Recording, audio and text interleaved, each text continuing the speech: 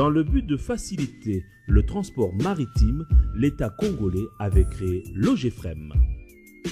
Du fret maritime, nous avons 28 ans d'existence, dans la mesure où nous avons été créés en 1980, avec un certain nombre d'émissions, dont la principale, c'est d'apporter assistance et facilité aux chargeurs. Qui est chargeur? C'est toute personne, physique ou morale, qui a signé un contrat avec un transporteur pour l'acheminement de ces marchandises en import, tout comme en export. Nous avons d'autres émissions, notamment d'améliorer la productivité de la chaîne de transport de bout en bout, c'est-à-dire du producteur jusqu'au consommateur. Ces producteurs peuvent être un national, c'est-à-dire production locale, ça peut être aussi un étranger en production à l'extérieur. Nous avons reçu également donc, de l'État congolais la mission de négocier des taux de fret. C'est d'ailleurs deux missions qui sont tout à fait liées. Améliorer la productivité, c'est de permettre à ce que la charge liée au transport, qui se répercute dans les charges subies par les entreprises, puisse être la plus faible possible. Nous avons également la mission des conseillers techniques du gouvernement en matière donc, du maritime. Et nous avons également la mission de pouvoir mettre en place des infrastructures d'assistance aux chargeurs. Nous en parlerons peut-être. Les ports secs, comme à Kasumbalesa, demain également à Beni, à Kamanyola dans le sud Kivu, ou encore dans le périphérie de Kinshasa. Il y a également le parc à véhicules, parc à bois, donc tout un tas d'infrastructures qui rentrent dans les cas des missions nous confiées par l'État notamment. Notre pays, nous avons une embouchure, une littorale du côté de l'Atlantique et nous avons également des merveilleux corridors du côté est qui débouchent sur la façade maritime indienne à travers Mombasa et Dar es Salaam. Nous sommes également présents via les corridors sud qui débouchent sur Durban. Et sur le plan économique, nous avons un pays qui a une population extrêmement jeune. Nous sommes aujourd'hui près de 60 millions de Congolais. Nous sommes un pays qui a bénéficié quand même au démarrage, à la fin de la colonisation, des infrastructures d'éducation de très grande qualité qui font qu'il y a une main-d'œuvre de qualité. Ça, c'est un fait, et un potentiel économique dont on n'en parle pas suffisamment ou assez. À côté des moyens de transport traditionnels, on remarque des spécialistes du transport routier pour les marchandises tels que Hakuna Matata qui dispose d'une flotte très importante. La Robank est née à Kinshasa le 2 mai 2002, dotée d'un réseau important de correspondants à l'étranger, pour ne citer que la Fortis et ING en Belgique, Citigroup à New York, Commerzbank en Allemagne, APSA en Afrique du Sud. Son objectif sur 5 ans demeure l'ouverture de 50 agences sur tout le territoire congolais. La banque a été créée en 2002 avec une équipe de 5 Congolais.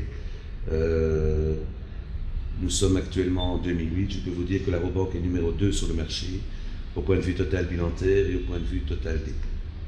La Robank est présente dans plusieurs régions et provinces du Congo. Nous sommes au Bas-Congo, à Matadi, nous allons ouvrir à Mwanda, nous sommes évidemment à Kinshasa, nous sommes fortement présents au Katanga puisque nous avons des agences à Lubumbashi, Tenke Fungurume, Kolwezi, Likasi, et nous allons ouvrir dans le Kasai à Mbujimai, Chikapa, Kananga, ainsi qu'au Maniema, à Kindu et à Kisangani en province orientale. Mais la Robank offre une panoplie de services identiques à ce que ferait une banque internationale. Nous sommes devenus les pionniers au Congo en matière de monétique. Les premiers ont introduit la carte Mastercard. Nous avons créé la carte débit Rapidos. Nous disposons actuellement d'un réseau d'ATM dans tout le Congo, ainsi qu'un réseau de terminaux de paiement électronique. Mais nous avons deux types de clientèle, une clientèle corporate et une clientèle retail. Au corporate, nous offrons évidemment des crédits décaissement, des crédits de signature. Aux miniers en particulier, nous les aidons dans la paie du personnel. Nous émettons des cautionnements en faveur des régies financières telles que l'OFIDA, etc. Pour les particuliers, nous offrons des produits, essentiellement des produits monétiques. Je crois que le Congo est un pays d'avenir. La Robank a débuté ses activités en 2002. Nous sommes en 2008 et sommes déjà numéro 2 sur le marché congolais. Là, le Congo est un pays d'avenir. Pourquoi? Nous disposons d'énormes potentialités en matière de ressources minières. Malheureusement, la crise financière est venue ralentir le développement du Congo, mais à moyen terme, nous y parviendrons. Les grosses sociétés minières telles que First Quantum, telles que Freeport-McMoRan, telles que Katanga Mining poursuivent leurs activités au Katanga, font le gros dos et survivront à la crise financière et économique qui, d'après moi, devrait durer entre 6 et 9 mois. Nous espérons que d'ici le deuxième semestre 2009, tout reviendra dans l'ordre. Grâce à vous, la Robank vient de totaliser 6 ans d'existence. Retenons qu'elle reste le partenaire bancaire privilégié du secteur minier congolais.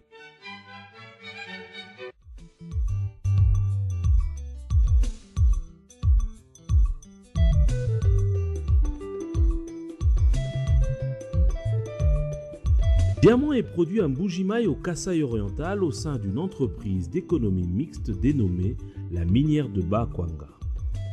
MIBA en sigle, où l'État congolais détient 80% des parts et 20% à la Sibeka. L'entreprise avait atteint une production de 600 000 à 700 000 carats par mois en 2004, pour atteindre aujourd'hui difficilement les 100 à 150 000 carats par mois. Nous avons rencontré M. Paul Kabongo Fuila, président administrateur délégué, qui nous parle de l'entreprise. La plupart des sociétés minières actuellement, la MIBA ne se porte pas très bien avec la chute des cours des différentes commodités. C'est difficile, la situation est difficile. La MIBA a toujours ses droits miniers et qui s'étendent sur les 2 Kasaï. Et une bonne partie de ces droits a déjà été mise dans des partenariats que la MIBA a conclus depuis bientôt 3 ans et d'autres sont disponibles. Pour le moment, l'activité principale de la MIBA est focalisée sur le diamant, mais la MIBA a également dans ses concessions minières l'or, dans le secteur de Luisa, d'Ikunguya, vers la frontière avec l'Angola. Et nous avons aussi une grande concession de nickel-chrome dans la partie de Luchacha et Nkonko au Kasaï occidental. Nous avons ce que nous appelons la règle des 3 critères. Il y a d'abord le critère d'honorabilité. Nous voulons que le partenaire soit un partenaire honorable, qui a pignon sur rue. Et ensuite, il y a la capacité technique. Nous tenons absolument que, surtout si c'est une autre commodité que le diamant, nous voulons que le partenaire ait l'expertise en ce qui concerne cette commodité-là. Et ensuite, il y a la capacité financière qui le plus souvent nous fait défaut. Donc, le partenaire doit être capable de financer le projet depuis la prospection, la certification des ressources, jusqu'à l'étude de faisabilité. Et puis après, si cette étude est positive, aller jusqu'à l'investissement.